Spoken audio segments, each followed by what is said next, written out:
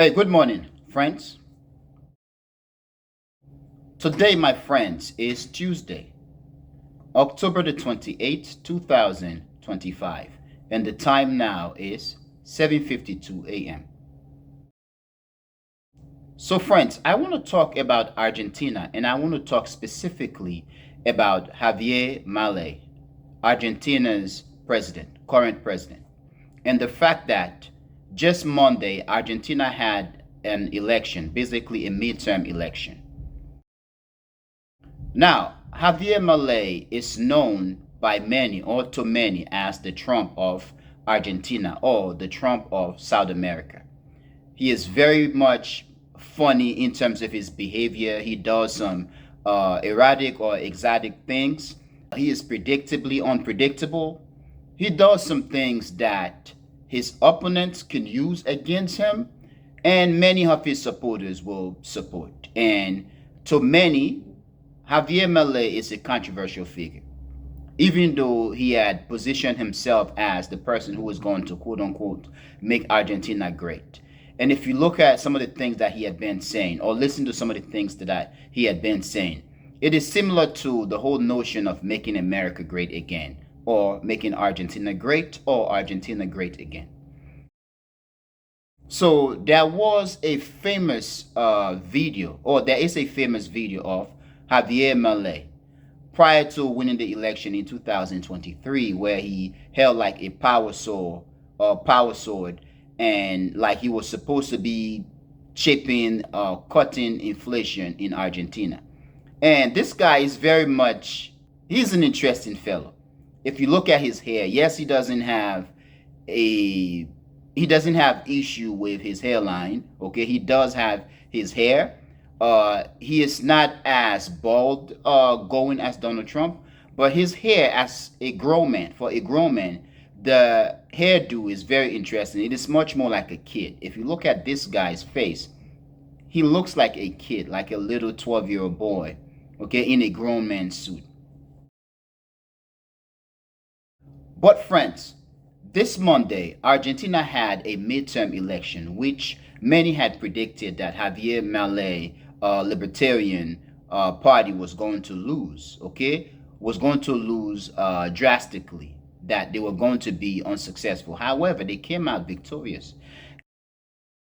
Javier Milei's party is said to have won about 14 seats in the Senate and also about 64 seats in the lower house, basically like the House of Representatives. So this was a midterm election, a legislature or legislative body election.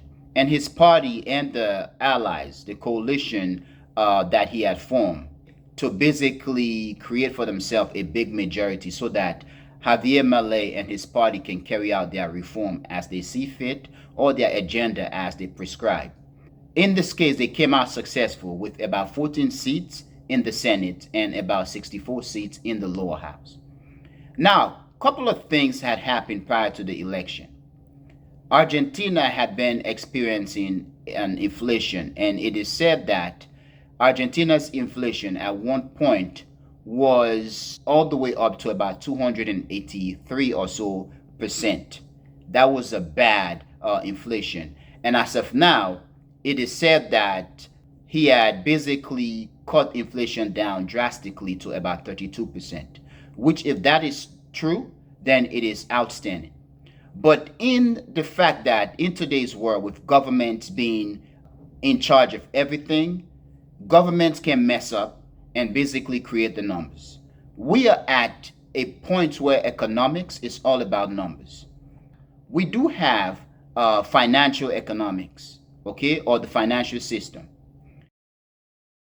Once again, friends, we do have financial economics and financial system. And this is why I do believe that the West is richer than what it is. The West, in terms of numbers, the West has a tremendous wealth. But in terms of the tangible raw materials, the West has nothing. The West is poor in terms of tangible raw materials. And this is why the West, as led by the United States now, basically the global powers, okay, the colonial powers, still colonial powers, continue to band together, as led by the United States today, to basically carry out extermination campaigns around the world, basically kicking the hell out of people, destroying governments and countries so that they can have access to the wealth, to the raw materials for their own benefit. Western countries will say they're worth this or that amount, but it doesn't correspond in terms of the physical, tangible raw materials that they have. It is also the case where an African country or a poor country in the global south will sell the West their raw materials, and the West basically just give them paper. So basically, we do have a tangible economic system, which is you give me gold and I give you potatoes. But we have the financial system, which is all numbers. Governments are printing papers with numbers and they say this is money. And the rest of us in the world today, especially in the global south, we are forced to go along with it. Therefore, in terms of Argentina, perhaps the whole idea of Javier Milei's administration cutting out inflation to 32% from about 283% could be false. But then it could also be true if the vettors out there are international institutions that are not tied to the Argentinian government and also the White House, Donald Trump, the United States. Now, friends, prior to the election in Argentina, the midterm election on Monday, the United States government had been carrying out threats against Argentina because the United States is carrying out about two packages of $20 billion bailout for Argentina. And many people in the United States had been going crazy, saying, how the hell, and stressing the fact, questioning, why is it that the United States is bailing out Argentina when Americans are losing their SNAP benefits? Now, Donald Trump's administration had been making threats against Argentina that if the opposition to Milei had won the midterm election, that Argentina was going to lose the bailout. Basically, Donald Trump will pull out, will start supporting Argentina. So perhaps that could have been the case, the reason for Javier Milei, his party becoming successful. My thing is, I want to also ask the $20 billion or $40 billion, because in this case, there are two packages of $20 billion aid for Argentina. Once again, friends, my question is this bailout package going to Argentina, to the Argentina economics, or are there something that are earmarked within this $40 billion package to basically bribe institutions and individuals to basically steal the election for Javier Milei's party? I don't know, but it is very interesting for Javier Milei. His party became successful again in the midterm, which it is said that this may have set him up to run again for re-election in 2027.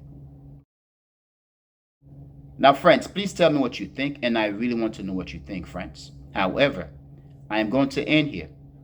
I want to thank you for being a member of the Echoing Voice community, my friends. But most especially and most importantly, or most important, friends, I want to thank you a lot for watching the Echoing Voice.